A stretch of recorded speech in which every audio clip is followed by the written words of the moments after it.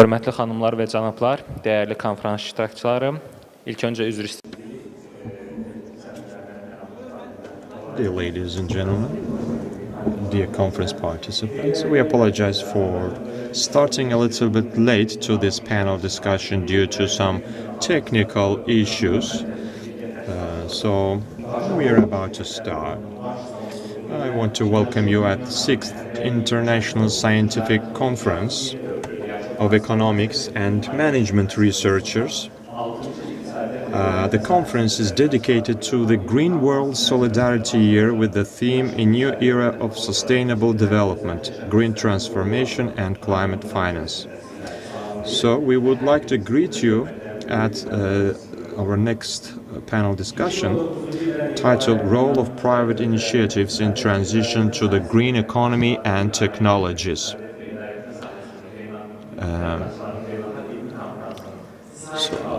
This is the conference number 6. The first one, I want to remind you, that was in 2019. And this year we are continuing with the day number 2. And as you know, Azerbaijan is going to host COP29 in November of this month, and this once again shows Azerbaijan's commitment to green economy and the transition to green energy. And the conference to be conducted this year is dedicated to the Year of Solidarity for Green World, and as it was also described in the decree signed by President of Azerbaijan. Our sponsors include Azersun Holding, Trendyol, Soliton, Sunlab, 189 Taxi. Our supporters include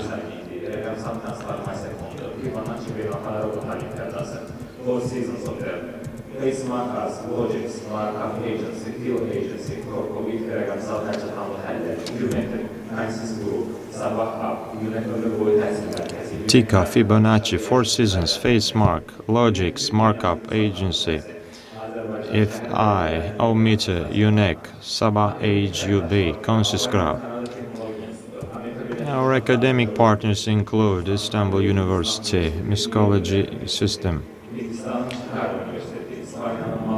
Haute École, Gestion, Universitat de Malaga, University of Latvia, Academia Slashka, Süleyman Demirel University, Turkmenistan University of Kyrgyzstan, Lat University of Latvia, Budapest Technology and Economy, Debrecen University, Abu Dhabi University, Malta University of Malta, Tashkent State Economy University of Uzbekistan, Danubius University from Romania, Bratislav Economy University of Slovakia, Turkish Istanbul University, Istanbul Elishim University, Kiev State University of Ukraine, and the European Union Refresh Education Program. And our media partners include Real TV, ARB, Education TV, Report, Musavat, Newspaper 525, One News, Modern.az, Milli.az, etc. I wanted to mention that the conference is broadcasted live on the Facebook and YouTube pages of the conference. And there is a simultaneous interpretation going on, and if you need interpretation, please get headsets at the reception. I would like to invite our moderators and speakers for the next panel session. The moderators: Head of Sustainable Development and Social Policy Department of the Ministry of Economy, Ali Mammadov, Director of Paper Recycling Factory of Azersun, İlkim Yigit, Tomra Collection Vice President for Public Affairs, Professor Dr. Kiran Sood from Chitkara University, Dr. Laszlo Erdey, University of Debrecen, and Vusali Sagov, Learning and Development Manager of the Forces in South Baku. If you have any questions, you can please scan the QR code on the tables and address your questions to our dear speakers. Thank you very much. I also would like to extend my greetings to all the conference participants based on behalf of the Ministry of Economy. I'm sure that there has been very interesting discussions, especially if we take into account the topic of the conference, which is dedicated to the topical issues of today, which is boosting the transition, green transition, and interesting scientific researches in this field and their application. You know that for policymakers, it is important to be based on some fundamental analysis and researches. It's not only about the implementation of practical issues, but also the analytical part is of importance. And I think that the results of this conference, the researches that are submitted to this conference, and their also results will be shared with certain governing agencies so that they can refer to them during their activities and plans. The topic of the conference is quite topical. Before talking a little bit about the topic, I wanted to invite our members of the panel. We have Mr. Ali Mammadov, Director of Paper Recycling Factory of Azersun Holding. Mr. Ali, welcome. In our panel discussion also, the Vice President for Public Affairs of Tomra Collection, Ms. İlkim Yigit, is present here. Also, the Learning and Development Manager of the Forces in South Baku, Vusali Sagov, is here. Also, we have two academicians from the international academic field, Professor Kiran Sood and Dr. Laszlo Erdey. During the next 1.5 hours, we will try to talk to you about the transition to green economy and the roles played by government and private sectors. Of course, when talking about the transition to green transition, it is impossible not to mention the climate changes. And as it was mentioned before me, climate changes have an impact. You know that if we look at some researches by the UN, we will see that human activity before the in comparison for the recent time, about 1 degree of global warming has been noted, and it not only negatively impacts the nature and climate, but also it serves as a serious obstacle on the path towards economic development, because the financial resources are mobilized in this area to fight the climate change. If we look at the UN resources, we see that approximately from the year 2020 to 2025, each year on average there is about 1 trillion funding gap. And if we look at 5 years, we're talking about $5 trillion that are requested, needed. And until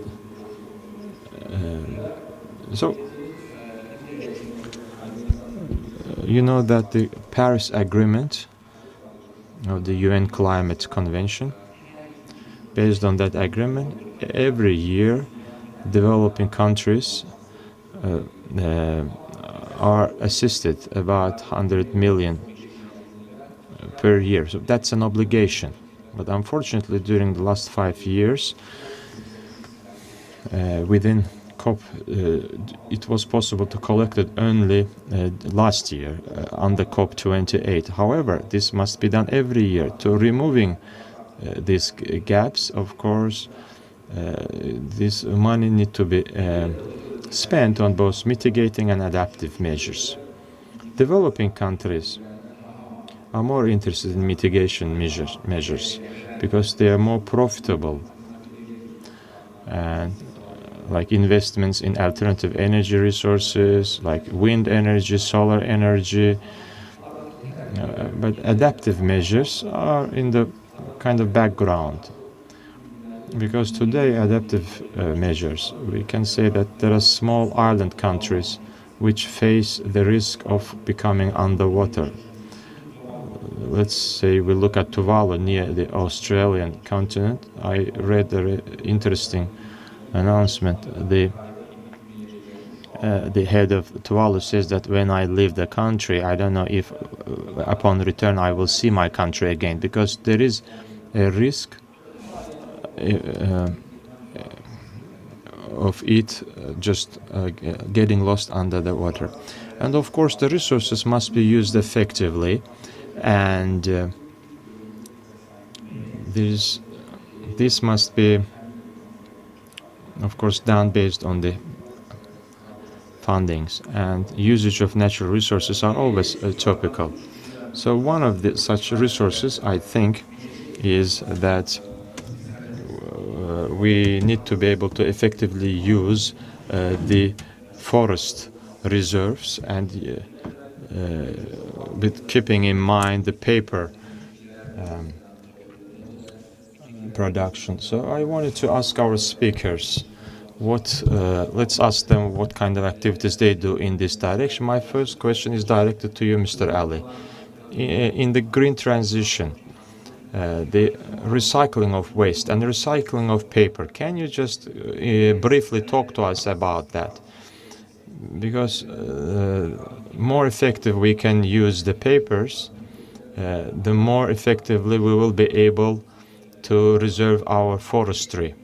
We know that Azerbaijan doesn't have big figures regarding the forest coverage. If I'm not mistaken, this is about 12% of the entire territory. Of course, it's planned to increase this as part of the 26 strategy up to 3.5%. So I wanted to hear you about your experience in this field. Thank you for giving me the floor. First of all, I'd like to greet our participants, and I'm sure that we will have interesting discussions. As you mentioned, a green economy and a sustainable economy. There must be a certain balance between development of economy and protection of environment. This balance must be maintained. Economic development is not like everything, and with economic development also comes the more usage of natural resources and the increase of production, but at the same time it brings more waste. So therefore, as part of the green economy, the waste management holds an important place. It's enough to mention just one fact, that during 1 year, on average in the world, there is 2.2 billion tons of domestic waste. So the researchers show that if this tendency keeps taking place in the coming 20 years, this will reach about 3.4 billion tons. So if just by judging solely by this fact, and also to take into account that these wastes are not managed and simply discharged to the environment, we can see how big damages it can cause. The disposal of these wastes and their shipment to the special locations does lead to the production of greenhouse gases.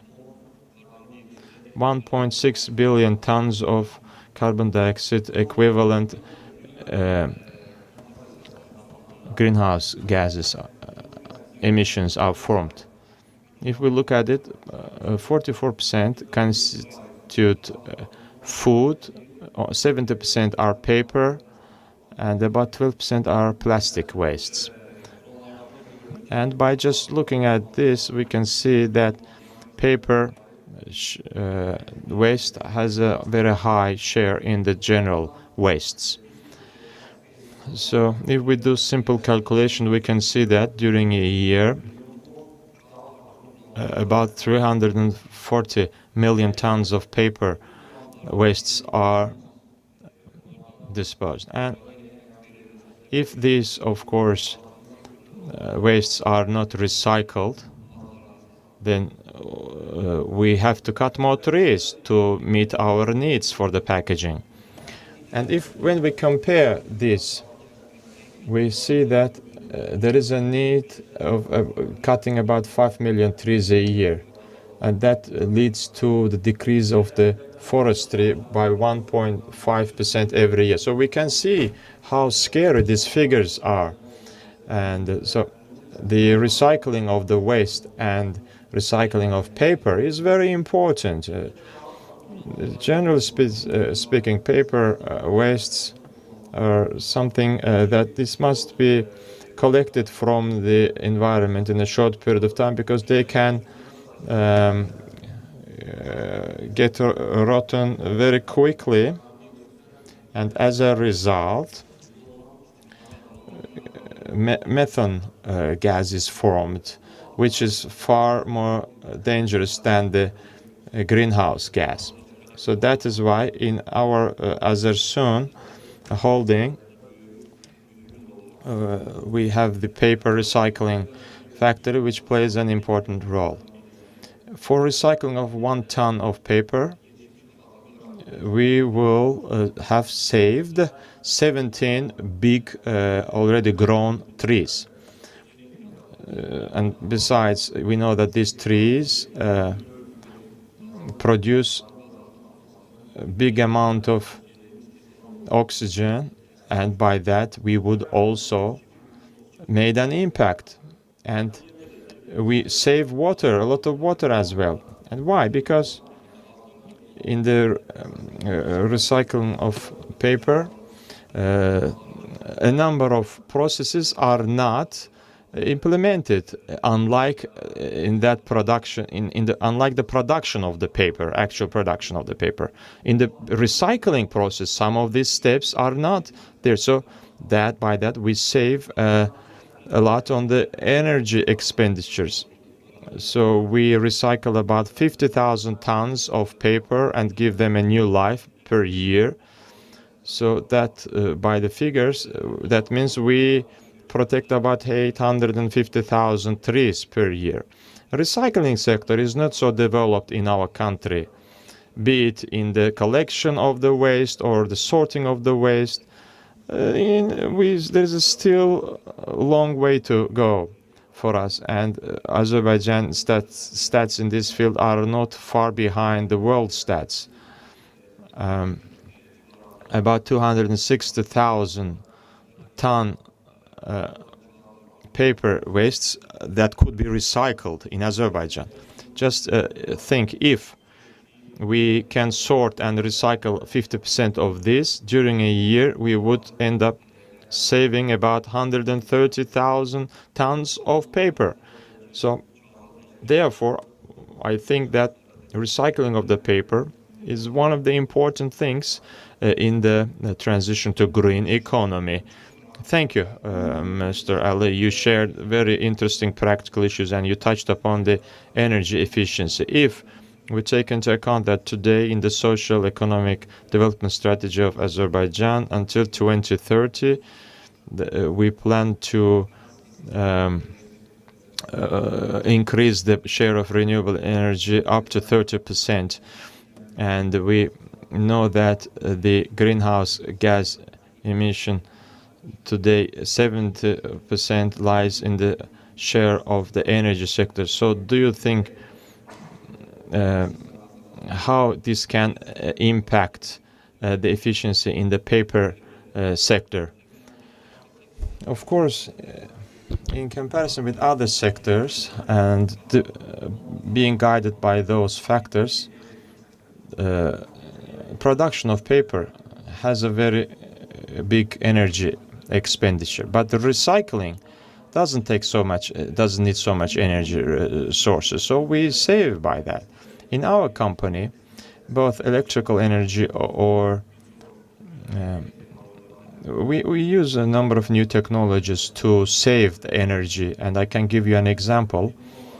For example, in our company, group of companies, in all of our facilities, we are not using the old fluorescent lamps. We are using new LED lamps, and we not only save 90% of energy, but they also can be used for longer periods of time.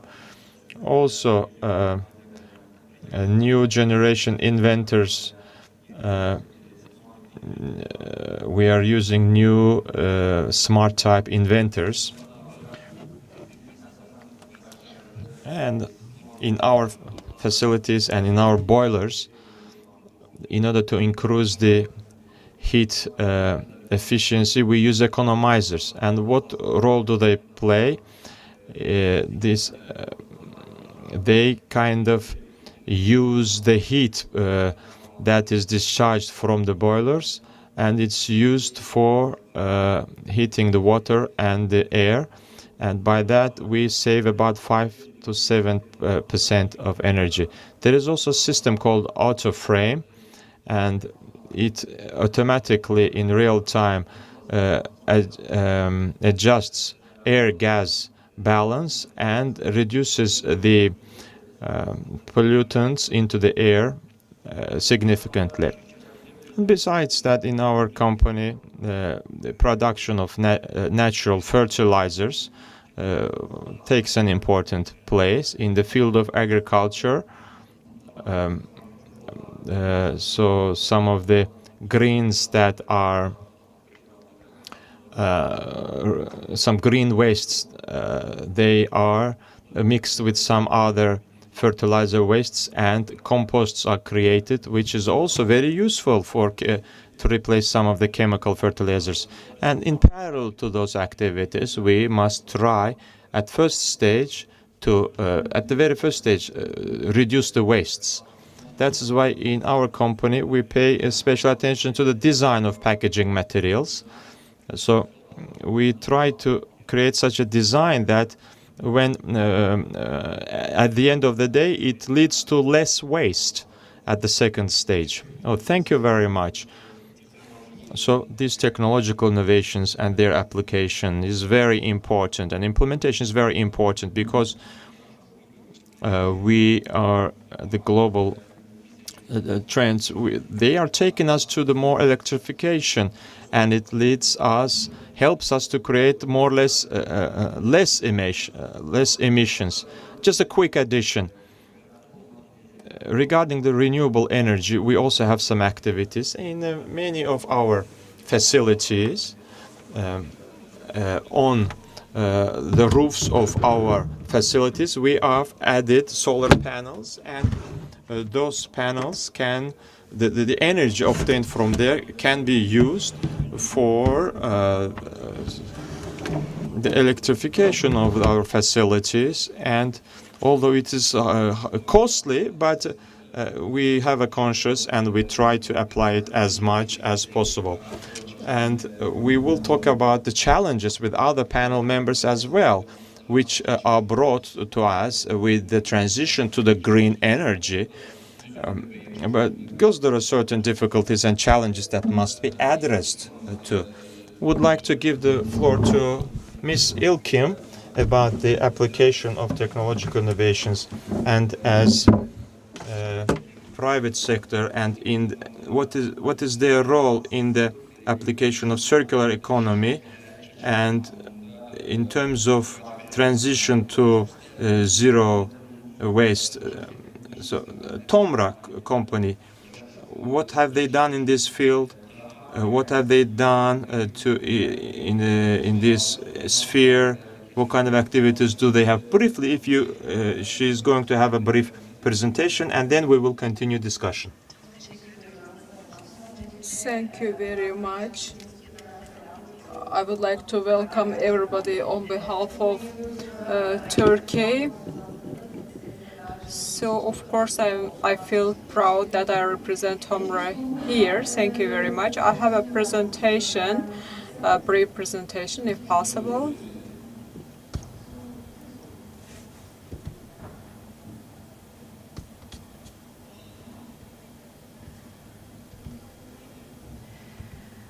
Thank you. So, Norwegian-generated company. So more than 52 years we serve to the green technology sphere. Of course, in order to regulate all the sources efficiently. Of course, especially when we look at the wastes of raw materials,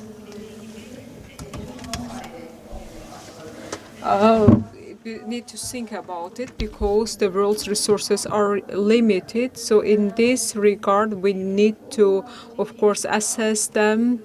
So in the food sector, in the industrial sector, we need to direct all these issues properly. And for many years, it is this company is dealing with these issues, and it's open to public to Norway. More than 5,400 staff we have in more than 100 countries. In the food and industrial sector globally, we implement our activities. 100,200. What is not? It is set. We have to set up infrastructure from the field to the table. Is our motto is to present to our consumers effective products, and we're very active. For instance, if we have a big amount of tomato or the nuts, because in the sector of nut we have a big share, and if and we have the technology to deal with these issues, and we serve globally. So we were talking about paper recycling, plastic, etc. What I would like to say, of course, when we gather all these products, we then, of course, can recycle them, and we. So, of course, we have set up infrastructure globally when it comes to the collection, recycle, and food. I would like to give detailed information. Collecting. So, when it comes to the collection, 805,000 number you can see, and you can see it in the map, and you can see the countries where we're allocating in America, Asia, globally, in different countries of Europe, and we're a leader company in terms of the collection. Of course, all these activities, in order to preserve all the, of course, resources, we of course we have some financial needs, as in many countries in Turkey and in some countries of Europe. Of course, we have the obligation as a company. Of course, in Azerbaijan, it's a topic that they also discuss these issues.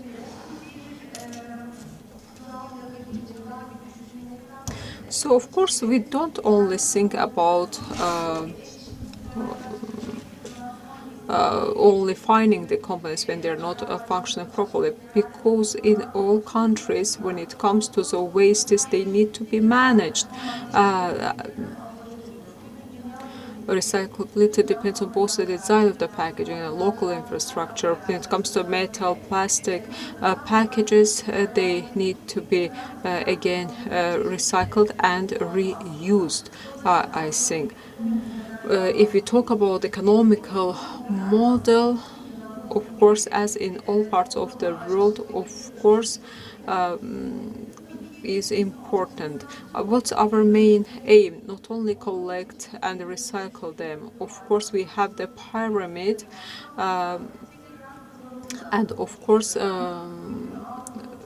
in many countries of the Europe, if we use some packages, and if they use some packages, of course they recycled again efficiently. They are collected and they are filled 60 or 60 times and be presented to the market. Because when it comes to the production, of course, we see the results, negative impacts on the economy, environment. So that's why recycling all these products is very important. First of all, we need to collect them and do all these activities. All this, of course, leads to the financial needs and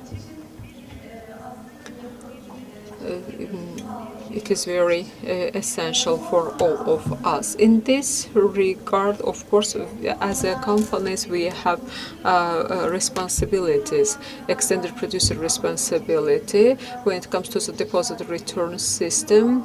For instance, in the European Union, of course, there are some changes we can see after collecting all these wastes. There are some countries that they think about how we can increase the number, the amount, and they find alternative options. Of course, this is an old system, but the main aim, for instance, to actually motivate the producers to do all these activities. That's why all these financial systems, of course, needs should be identified in order to implement these activities. And of course, regulation is important in this regard. I would like to touch one issue. When it comes to EPR application in Turkey, what was the reaction of the private sector because it creates financial load? Yes, of course, since 2004, of course, we apply this in Turkey, so it's not for all the package wastes. Wheels or some plant oil, etc., or other products, of course, they pay some money. Of course, all this amount of kind of payment includes transportation, recycling, etc., reusage of them. And of course, we spend this amount of money for these activities. For 20 years, we apply this system in our country. When it comes, we also call this as eco-modulation, modulated fees. Of course, it depends on the negative effect of the products to the environment. For instance, if it is a bottle, when it is produced with extra kind of symbols, etc., recycling becomes difficult and they will pay more money. So that's why we call it eco-modulated system, and it's based on the packaging designs. Of course, then we need to be they will of course think about the environment. When we talk about the green production, of course they will think about this and change their product design. Maybe you can think it about like paying the tax. If you pay low taxes, of course, then you will think about your package designs. Efficiency issue is important in this case. Sometimes in these directions by the government, when it comes to the carbon tax or EPR obligations, etc. Of course, people understand it like filling the budget. But important thing is to have the efficient system, how to pay all this amount of money, how it will benefit decarbonization. Yes, of course. Another issue is that municipalities collect these and transport these wastes. Of course, whenever we collect put them in certain area, we think about how economically we benefit from them and how we can decrease the amount of waste with less effort, with less visits, using less vehicles, and in order to make the economy green. Also, if they can decrease the number of imports, and you know it better than me. For instance, when it comes to the products which we produce locally, we can recycle them and reuse them in our country in order to decrease the amount of the imports. And this system, of course, is applied in many countries of Europe, and we can see the improvements when it comes to the EPR system in European countries. In EU countries, this is being discussed. We have new regulations, they have new regulations, and this system, of course, is applied again, I would like to say, in many countries. I know that we have limited time. Of course, the most effective way to obtain clean raw materials for recycling is the deposit return system, but we need to have this habit of no deposit packaging system. For instance, when it comes to this, they kind of motivate people to be very responsible. For instance, they pay a certain amount of money, and whenever they return, for instance, bottles, and they take their money back, and of course, without being contaminated, we can collect these items and recycle them. Of course, in America, we can see increasing numbers.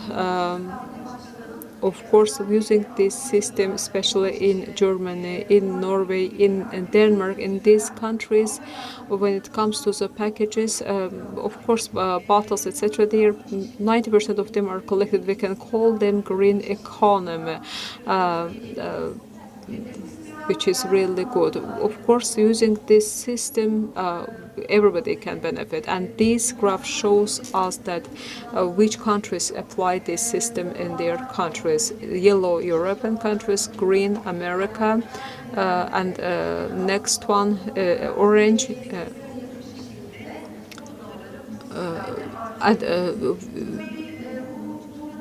What TOMRA is doing using this system when it comes to TOMRA deposit return system competences, we use the technology. Of course, Tom's experience extends beyond developing and managing technology. We manage data, manage recovery. Another important thing, for instance, when, of course, people need to go to certain places easily in order to provide these, for instance, products, and these systems should be transparent. We need to make it easy to everybody, okay, like performance, ease, manufacturers, liability, and systems integrity. And the last slide, when it comes to post-return system, of course, for 2025, Austria added petrometal, countries that make political decisions in order to expand all these systems. Turkey also will start next year, England, Poland, etc. They will use this system, and of course they plan to apply these systems in the future as well, and other countries will join. France, Greece, Bulgaria, and other Italy, etc. And in these countries, discussions continue.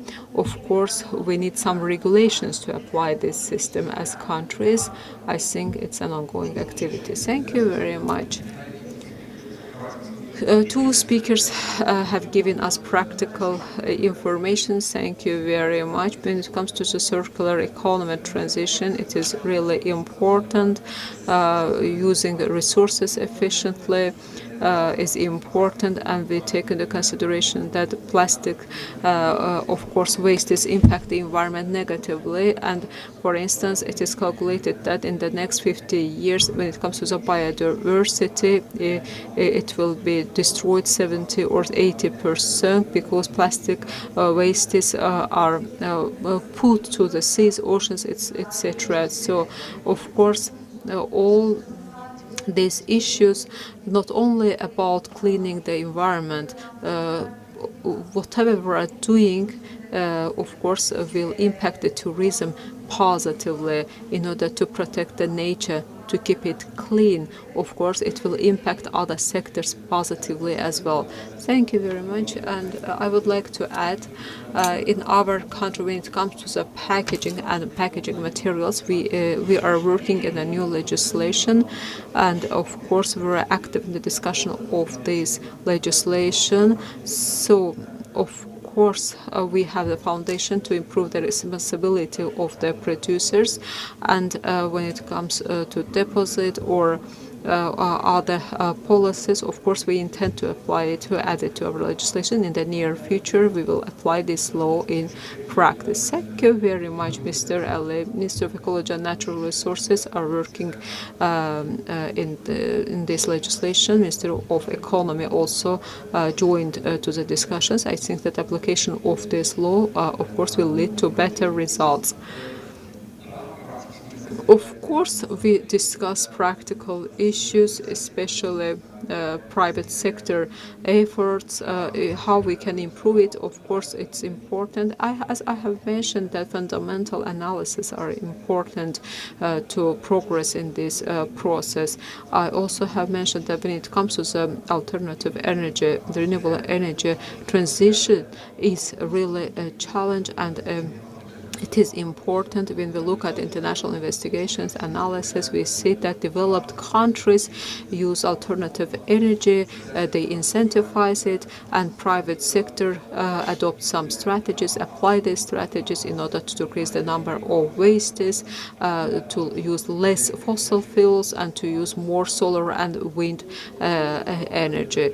And of course, for the next era, it's kind of challenge for us. If you take into consideration that alternative energy application is important, but protecting them is more important, storing them is more important. Of course, one other important concern is to about the substances that we produce using these panels.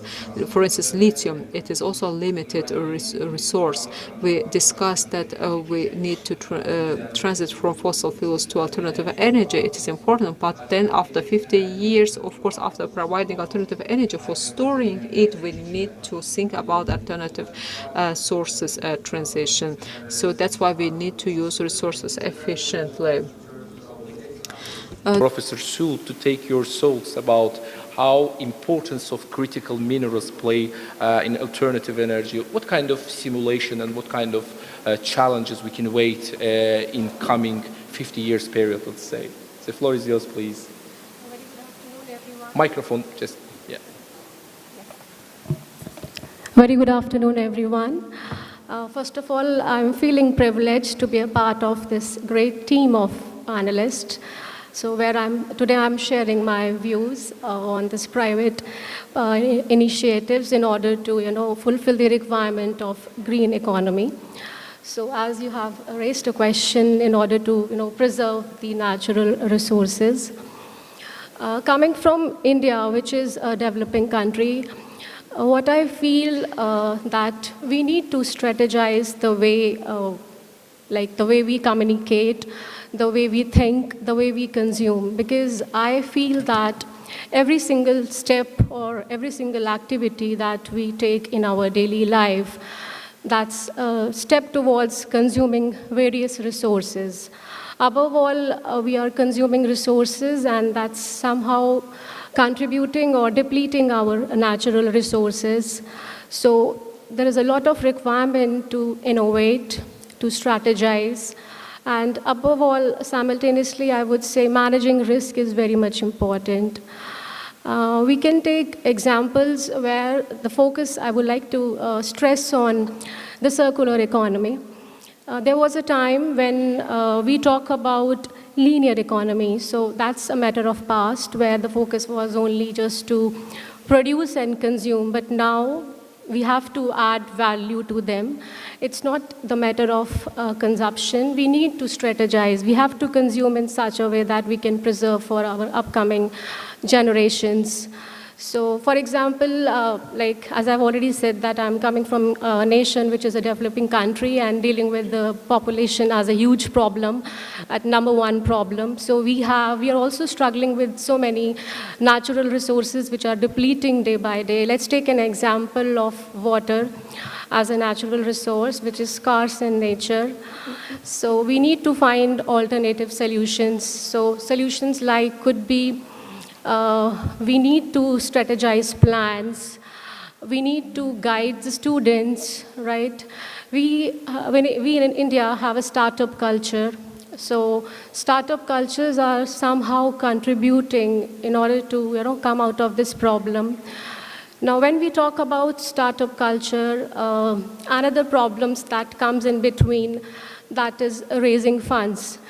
We do have dreams, we do innovate, but when something related to finance comes into the picture, we stop at the same moment. So we definitely look for funding, because funding is something that fulfill our requirement. I would like to just give a very small or very important example here. We at university has a very good startup culture where we support our students to bring innovations. So taking this example further, that's water, which is a depleting natural resource. They have just invented a washing machine, and the focus was like less consumption of water. So this is just a very small initiative which students have taken. So with this small or little steps, we can move forward and maybe we can fulfill and attain this global goal. Another example which I can mention here, I was reading one article where they are finding some ways to preserve or to store water. So what I was noticing that they have installed a machine to that very particular area which is highly humid. So normally we face at times, let's say in the month of July, August, which is full of humidity. That's in North India. So that's a problem, right? Humidity, we cannot survive. So we need to strategize here. That humidity which is troublesome for us, we have to innovate. Now what we can do, we can install a machine. That machine will absorb all the humidity and that convert into water. So this is something like that which we can do, we can innovate. So again, above all here, we have ideas, but in order to execute those ideas, you need funding. So we have startups, we have angel investors also. One more example I can give you here. We have seen our marine life, which is also in danger. There are so many species which are in danger. And seagrass and mangroves, corals, these are some of the important part of marine life which is in danger.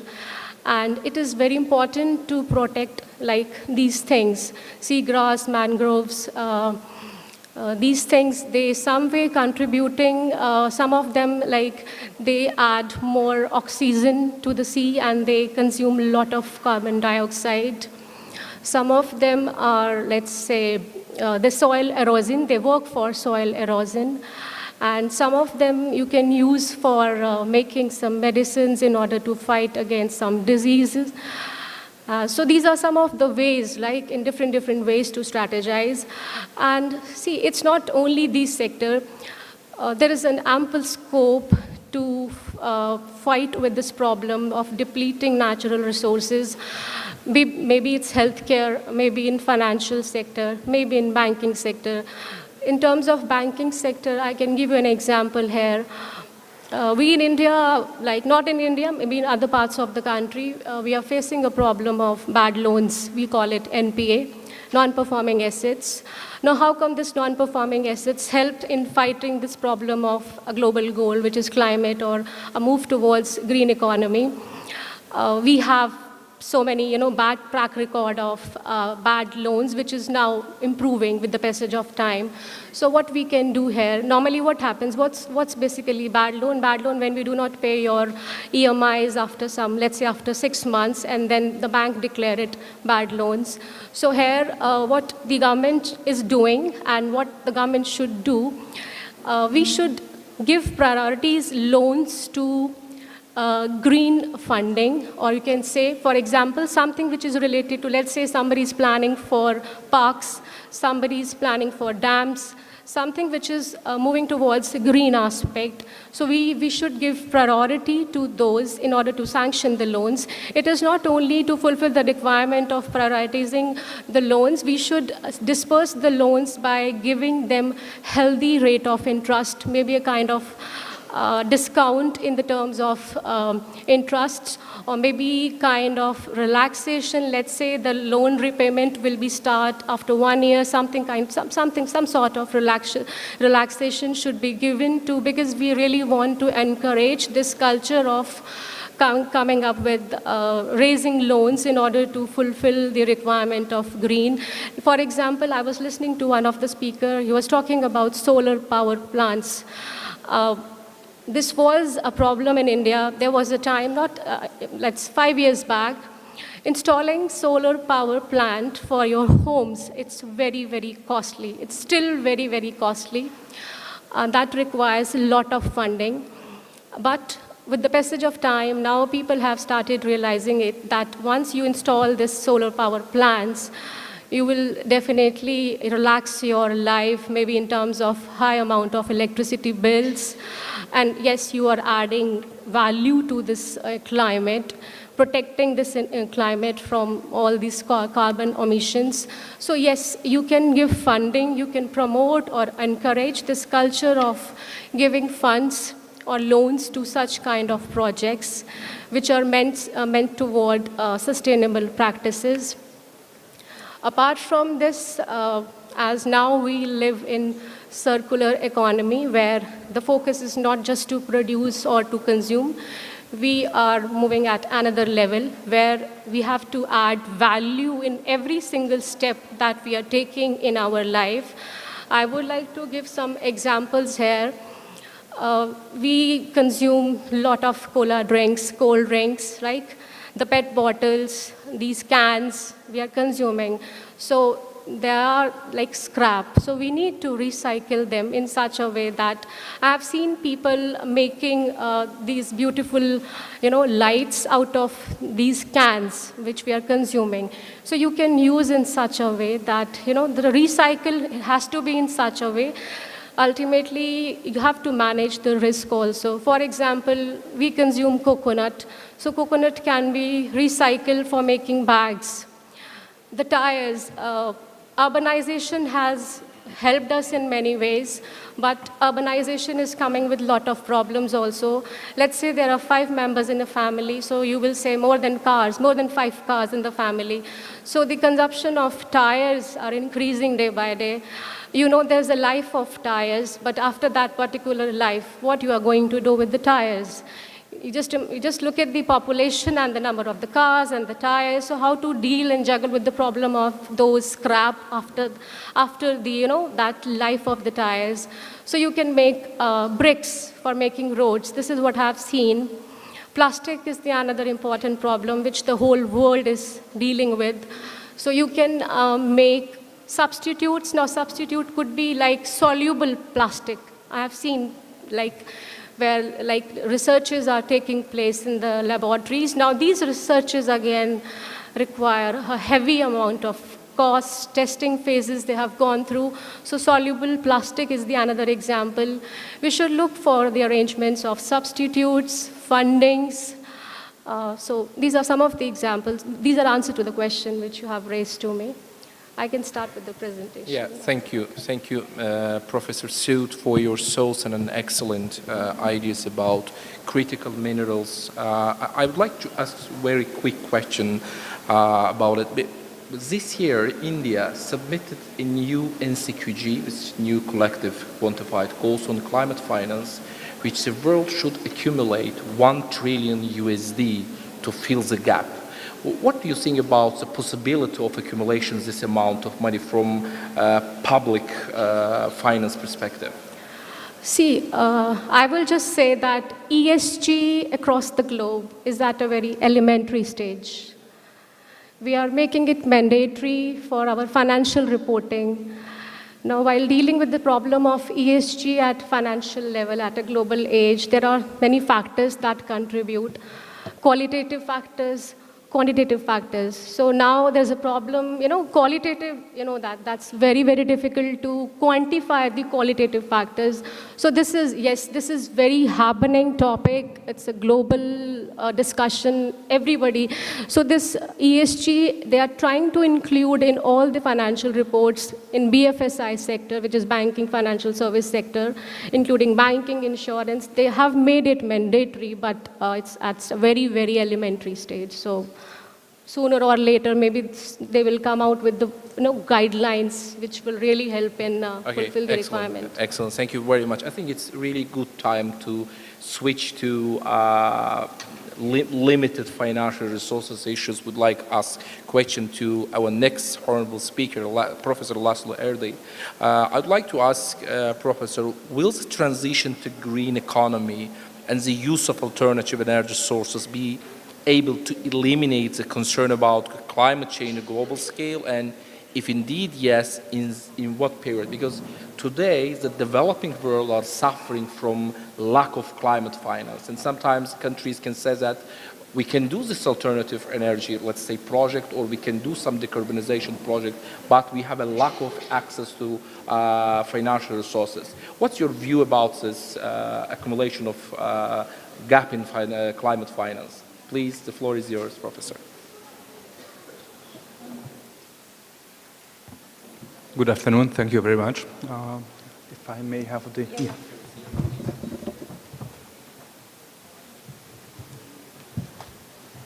It's my pleasure to be here and share my ideas about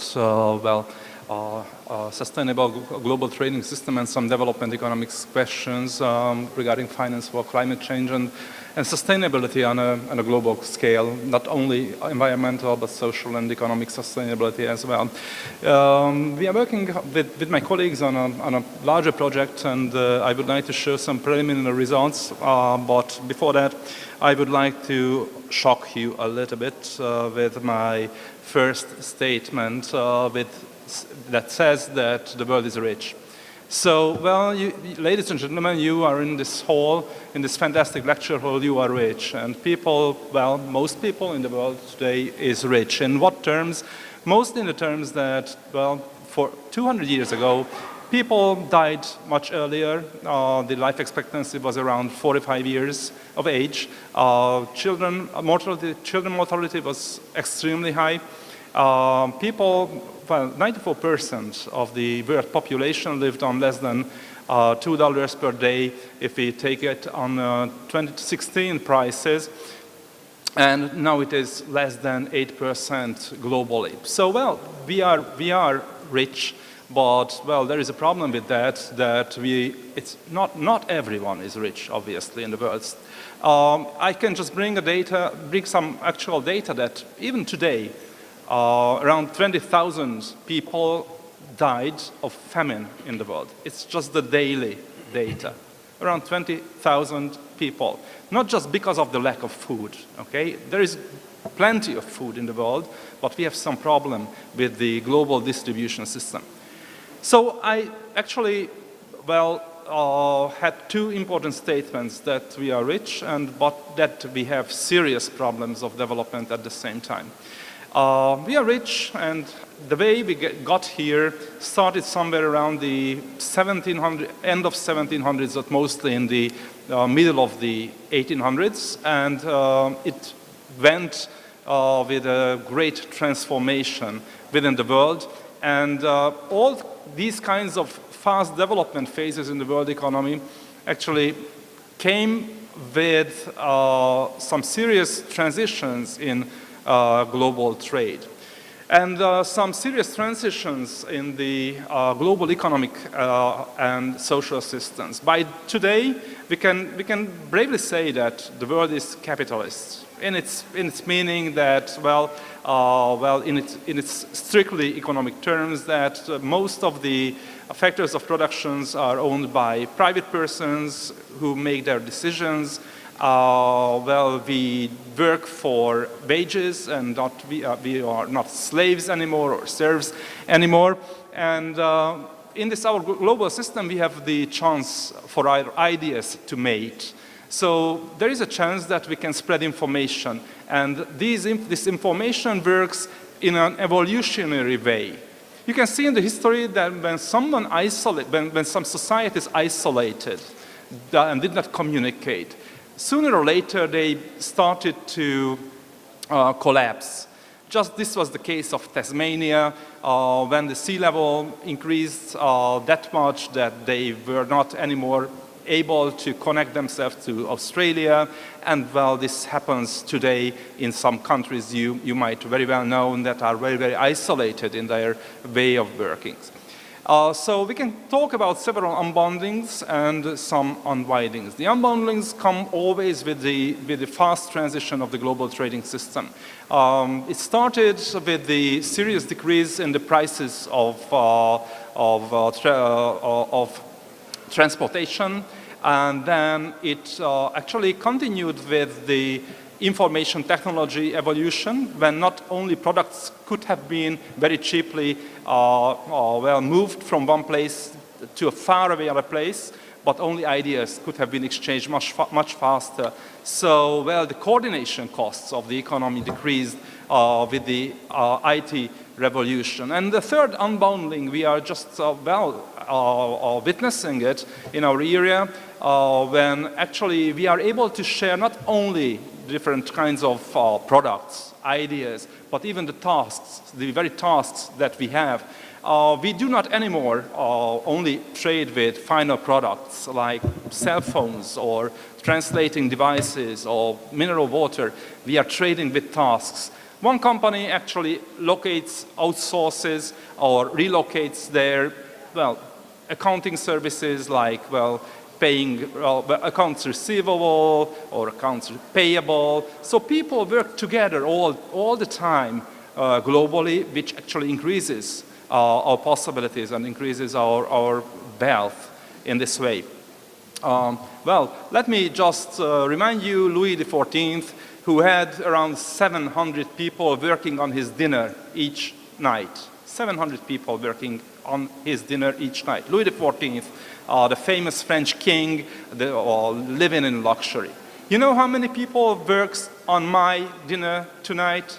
Probably much more than that, and I will get a much better dinner because I just go to any restaurants in Baku. And those people work for me and for you guys as well, and we just get a much better food that Louis XIV had in his time. We have more chances to survive very banal diseases like diarrhea, measles, and so on. So partly we are rich, okay? And we have a very sophisticated division of tasks that actually allows us a very, very high increase in development. But, okay, we have some serious questions.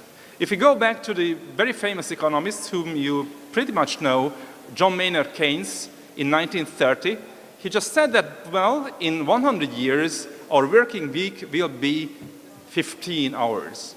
Do you work 15 hours per week? No, probably per day sometimes. Is that right? John Maynard Keynes had right. He, in terms of, his prediction was concluded from the increase of productivity. But, he was not right about our aspirations. And one more thing, that we live a much longer time, much longer life. So we have to prepare for our retirement age. So we have to work still much more than 15 hours per week.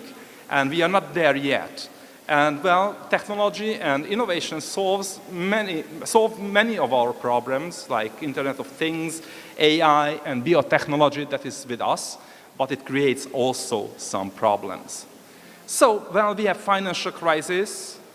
We have pandemia, never seen before in our lives, probably comparable only to the Spanish flu of the 1910s. We have war.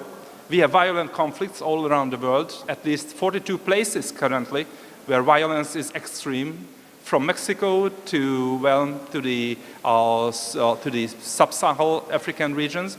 We have some serious inter-country and within-country inequalities in income. some people earn much more than some others. That some people has much more wealth than some others. Some people have are able to enjoy much higher levels of consumption than others.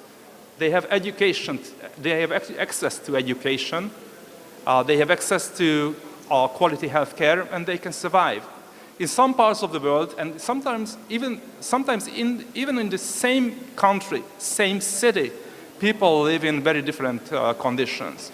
So what I can say that these types of inequalities disrupt our cooperative behavior. So we can lose a lot. So multi-dimensional sustainability issues emerge, and now I turn to our question that we posed in our research. Is our global trading heading towards sustainability, and what are the most important influencing factors? And the methodology we use and the theory we use is mostly structural gravity modeling with a sense of DID, difference in differences methods. I don't want to go to the technical details. Unfortunately, this methodology is only available for ex post analysis, but we are looking for good ways of forecasting as well. We collected a large amount of data that were available. We mostly concentrated our efforts on the years from 2011, 2022. We involved in our research 212 countries and regions regarding their merchandise trade. That means that we look onto more than 5,000 products. And just you can see the number of observations we work with. It's a huge database, almost 120 million observations of global trade for these 12 years in question. Well, I can share you with some preliminary insights. Global trade is flourishing and it's rebounding. And that might be a good news because we have access to some goods much cheaper than without that. The total weight of global trade in metric tons is also increasing with a slight drop. Well, that might pose some questions how it is sustainable that there is so much weight actually transported, shipped each year.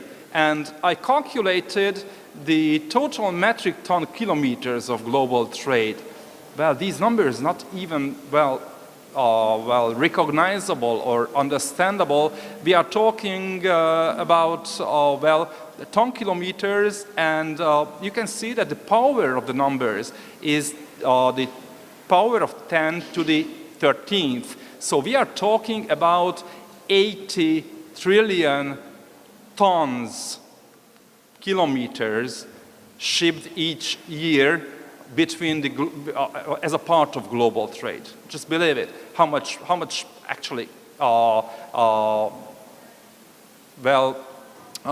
emission it creates by putting these goods into containers, into ships, into railways, into road transportation, to air fleets, and so on. So, I brought some interesting measures. I calculated this is about data. I actually brought the most important goods, the top goods that were actually exchanged in terms of ton kilometers in the world. You can see that it is mostly iron, it is mostly coal, it is mostly raw materials, and some basic ingredients for our food, like cereals, and it's quite uneasy to answer the questions that how can we get this without international trade. Also, I brought the top product in terms of ton kilometers per year. Professor it's mostly if we oil can and just iron. sum up I in will 1 minute, keep it short. please. Okay. Yeah. I also brought the most important trading partners with the top kilometers. You will see later my slides. But let me get to the point, okay, here. We have some serious issues to be handled.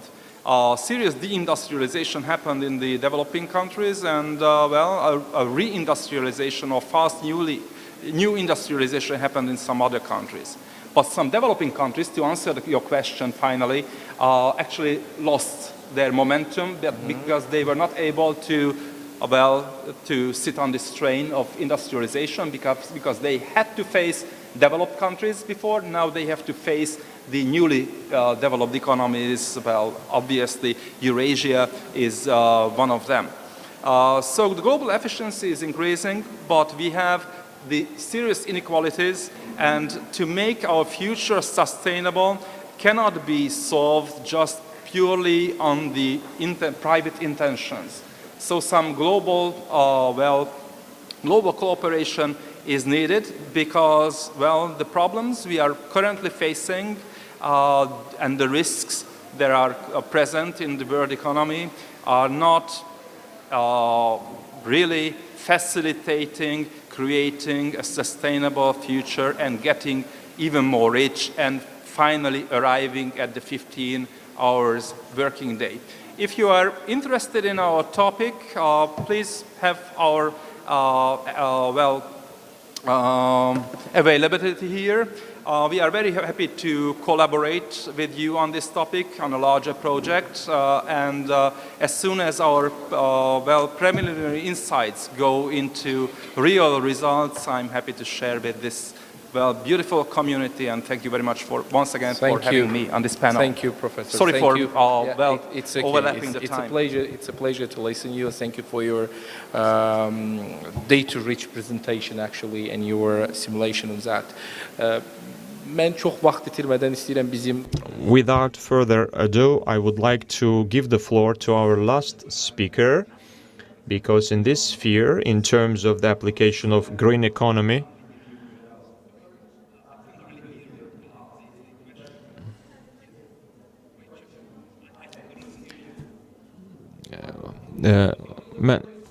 for you, don't worry about it. Okay.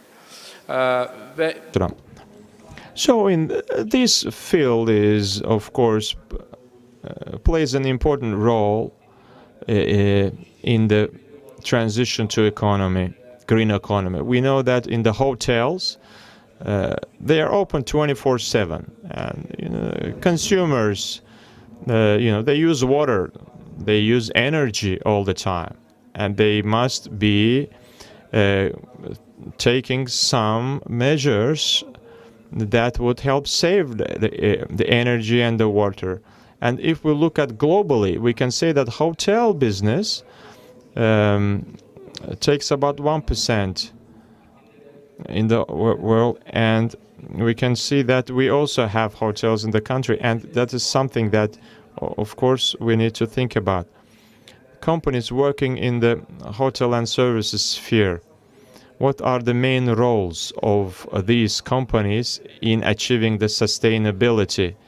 And how do you educate your clients or your guests in terms of a green environment and how to better save energy and water in your hotels and in your premises? What are the measures that you take? My greetings. So first of all, I would like to thank our speakers and dear conference participants. As Four Seasons Hotel Baku, I would like to just quickly talk to you about the history of Four Seasons and who we are and what we do. As you can see from our name, Four Seasons for Good, it means that I'm going to talk about the Four Seasons platform as well. Our company was founded in 1960, and we are present in 48 countries with 128 hotels. In Baku, the Four Seasons opened in 2012, and we have 171 guest rooms, 2 event halls, 5 meeting rooms, and 4 food and beverage outlets. So there is a code of behavior in Four Seasons. We call it golden rule. And what is this rule? Treat others as you would wish to be treated. So if you ask this golden rule, does it apply to humans only? No. We apply it to the nature too. Because if we ask the audience, if any of us do anything bad to ourselves, would we wish to do bad to ourselves? Of course, no. So in our relationship with nature, we must be guided with the same principle. If we damage the nature, if we do something negative on that nature, eventually it will come back to hit us. So that is why we are guided by this rule in all our activities. At Four Seasons, we have a green team, and at all Four Seasons, this team exists. And what we do, every month our team comes together, and in terms of sustainability, we have discussions and meetings, and we meet with the different communities, with government structures, with some state authorities. We meet, discuss what can be done. I'm going to talk about it a little bit more details in a little while. And also, waste controls. Waste management is something that always on our agenda, and we discuss it and review the reports related to this. This platform has two main pillars. First, planet, Earth, and the second one is humans. And the main structure of the planet. So what Four Seasons does for this planet? In the newly designed Four Seasons hotels, we by all means pay attention to the sustainability. It could be in the materials used for the construction. It could be related to the usage of alternative energy sources at our new facilities. And also we try to reduce the impact on the nature as much as possible. We do some actions aimed at reducing the waste. And we have international benchmark standards, and we call them sustainability standards, International Four Seasons Sustainability Standards, which also covers what kind of materials can be used in the hotels. And of course, energy and water consumption is always at our on our agenda. Regarding the people, we have educational trainings for them, and we try to enlighten them as much as we can. And for what we do for the happier communities, we try to protect the diversity, and we never allow any discrimination, any sort of discrimination. And also we have different health-related workshops. It could be both mental, psychological sort of workshops, and also for other terminal diseases. As for Seasons Hotel Baku, what have we done? Since 2023, for Seasons Hotel, we have started using bulk amenities. And what is this? If you have stayed at hotels, you probably know, you've seen that in most hotels they have different bathroom amenities in small packages. But since 2023, Four Seasons has shifted to bulk volumes, which are refillable for the bathroom amenities. And the containers are also which are used for these amenities. They are also recycled, and they are not risky for the nature. Disposable plastic ware is not used, be it for the drinking liquids or for any other purposes, we are not using disposable plastics at our hotels, at our hotel.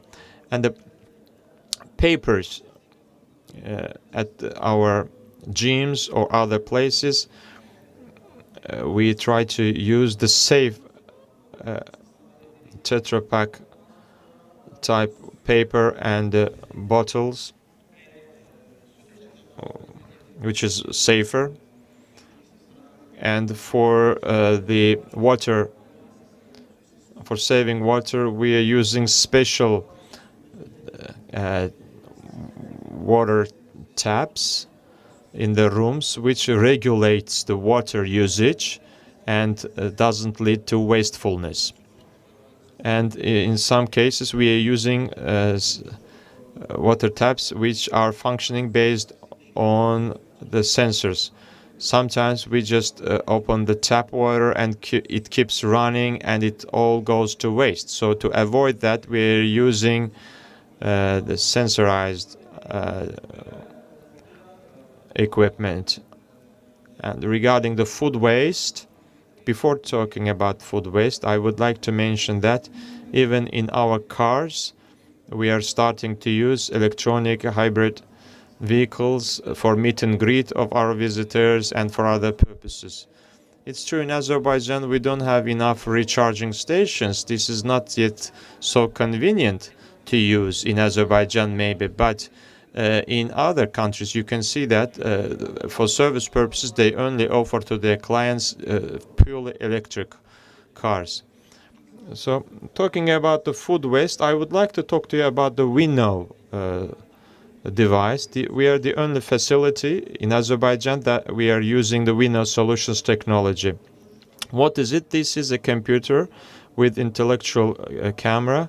It is located on top of the waste bin for the food, and food that is thrown there, intellectual camera calculates it, sorts it, and it issues reports that what kind of food was wasted, and we put it into a report and discuss it at the end with the months with the management, and we take it into account in our next menus to see what food must be used more so that there is less waste.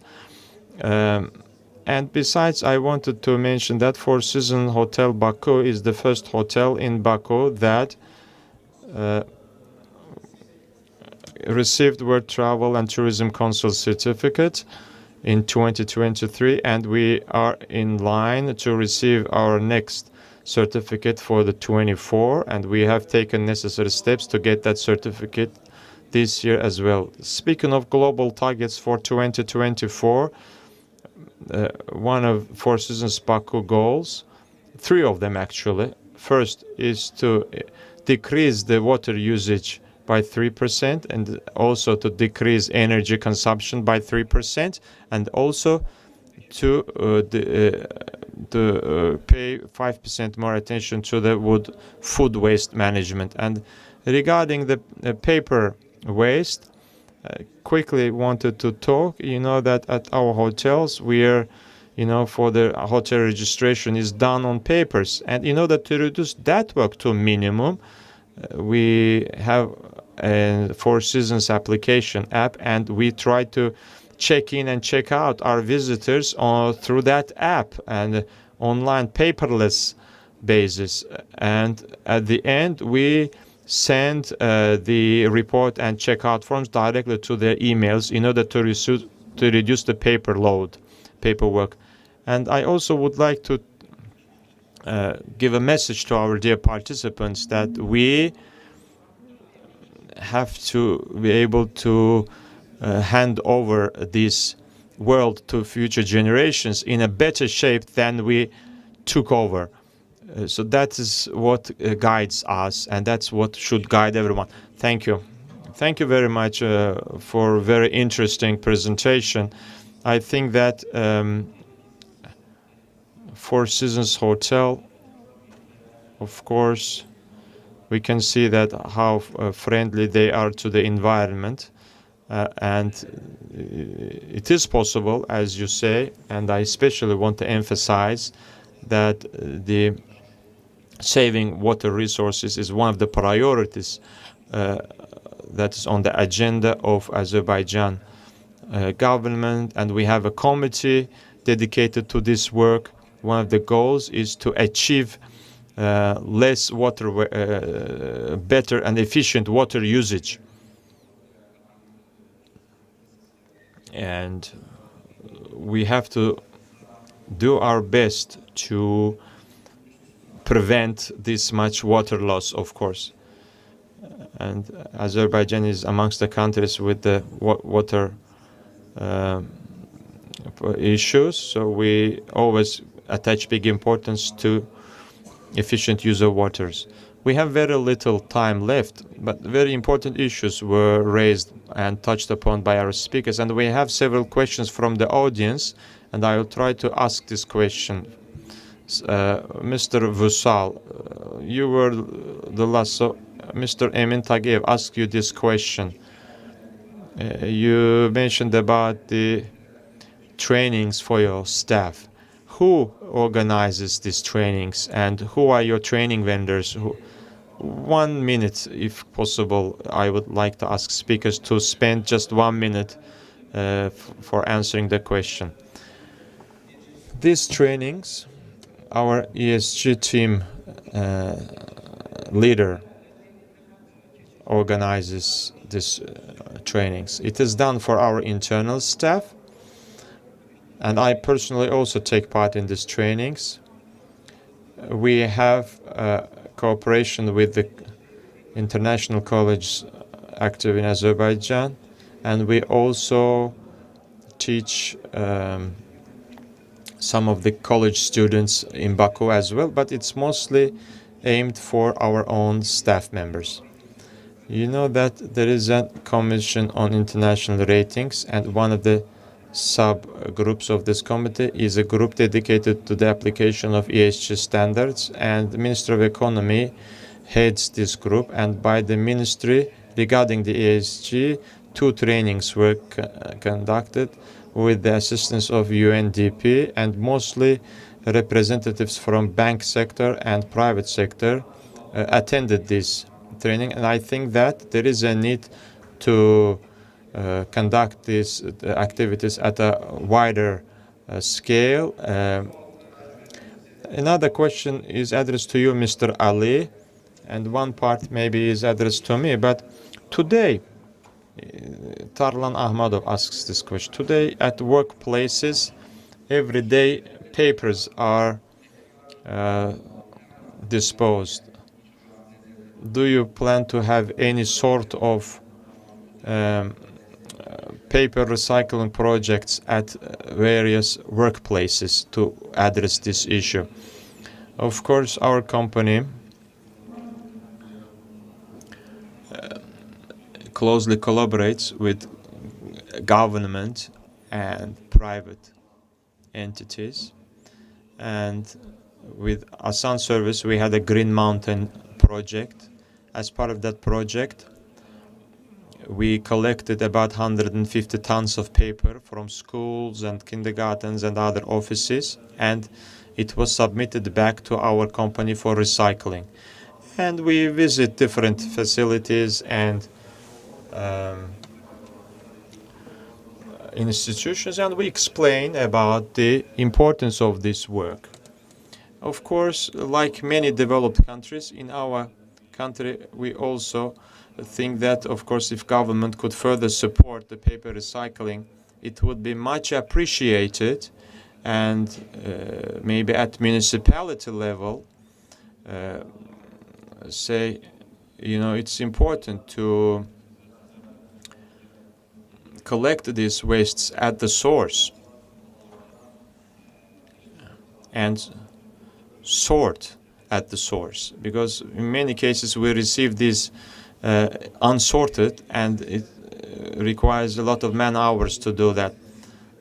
Of course, the government subsidies and government allowances is important. It requires analysis both ways. You know that government support sometimes at the end of the day is connected to the tax allowances, but also effectiveness is very important. How much capacity do these projects have to create effectiveness? You know that COP29 is expecting us, and at the focus of the discussions there is a green economy, green energy transition. So I think that we must pay more attention to special paper related recycling activities and the waste management, domestic waste recycling. And today we are also considering further expanding the waste management areas, which will further serve to the effectiveness of this activity. Of course, we have a limited time. We can talk for hours because green economy, climate financing, removal of the consequences are one of the important directions, but we have to remember that there is another panel after us, so we have to start wrapping up. But I would like to take up the opportunity and thank all the speakers on my behalf and on behalf of the organizers for taking their time and sharing all these important issues with us. And on my behalf, I also would like to thank the Economics University and their team. For 6 years in a row, we have been attending this conference and contributing to the panel discussions. I would like you to applaud our dear panel members. Once again, thank you very much. Thank you very much for interesting panel discussions. So we would like to introduce our gifts to you. Associate Professor Farizam Ahmadov, Sustainable Development Center Head, Gulnar Mahrama, please come to the floor.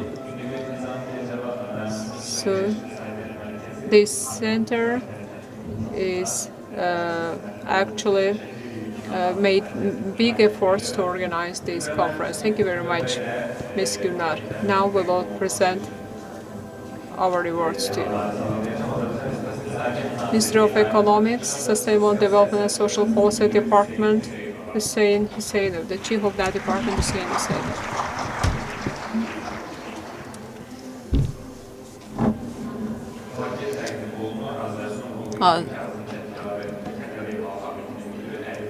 Ali Mamadov, Hazarson Holder. Tomra Collection, Public Relations Vice President İlkin Miyet.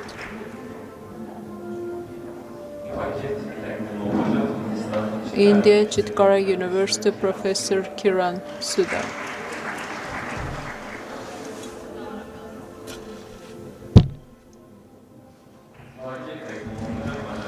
Macaristan Devletsi University Professor Laszlo Erdem.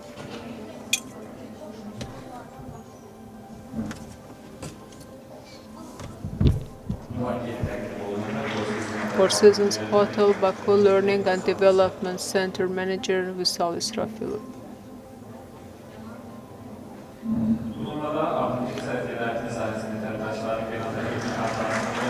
So, for 6th International Scientific Conference of Economics and Management Research panel discussion is over. After brief break, we will continue with our next panel discussion. Thank you very much for your attention.